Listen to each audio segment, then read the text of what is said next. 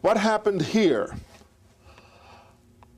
A people in their wandering, and they probably came from Central Asia or even Central Asia towards East Asia, in the area that we could call the Karakoram mountain range or Mongolia. They were in their wanderings, eventually wandered into this area, and certain things happened. We don't know exactly what the causes were, what the contributing factors were, but in 8000 BC, that is 10,000 years ago, certain things coincided. One of them was either the discovery or the development, some kind of perhaps evolutionary development had taken place, and certain grains or grasses were discovered that are nutritional. I mean, of the grasses that exist, and there are thousands of species of grasses, we have those that we eat, and they are wheat and barley and oats and spelt, grains that are nutritional. These either developed at that time or they were discovered at that time. The other thing is that they came into this place which has remarkable resources. They are very fertile soil, very large amounts of fresh water, Tigris and Euphrates rivers, and sunshine most of the year. I mean, the amount of sunshine is very large. Let's see, out of 365 days, there's something like close to 200 days of bright sunshine. Now, these factors almost compel the rise of agriculture. But evidently, the people realized that they had this grass, which was nutritional, and they had the fresh water, and they had the fertile soil, and agriculture starts. Again, we don't know exactly what happened and how. What we do know is 8000 BC, agriculture begins. This was the great revolution in human development.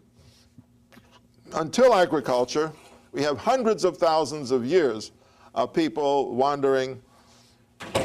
Now they settle down, because once you plant, then you have to stay there in order to reap your harvest. And so the agricultural revolution takes place 10,000 years ago, in 8000 BC, and it starts in this area.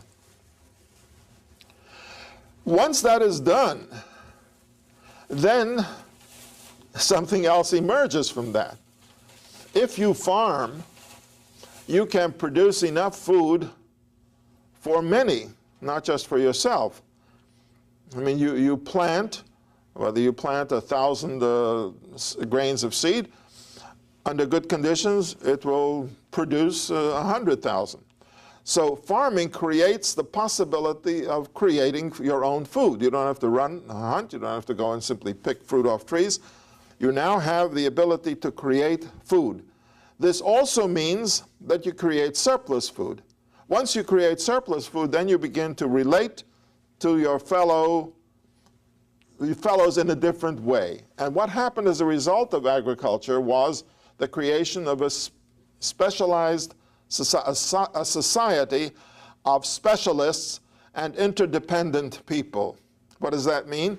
If I can produce grain, and there's too much for me and my family, and I can also provide you, then you give me something else. And so specialization begins, and that means that people now can do other things than creating food. So one is a farmer, the other one becomes the one who makes your house, and instead of houses being made of bamboo reeds and so on, now they begin to be made, let us say, in carpenter style or architectural style, and then you have the producers of other products, create leather and whatever else you can imagine becomes the product of a society that has conquered the problem of creating food by agriculture. Now you can create dozens of other products, and people then exchange one product for another.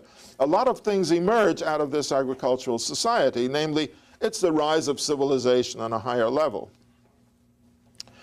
Another thing that's interesting is that this area, in this area, there are no stones in the earth. When you dig, you have soil, only soil, and it's fine soil.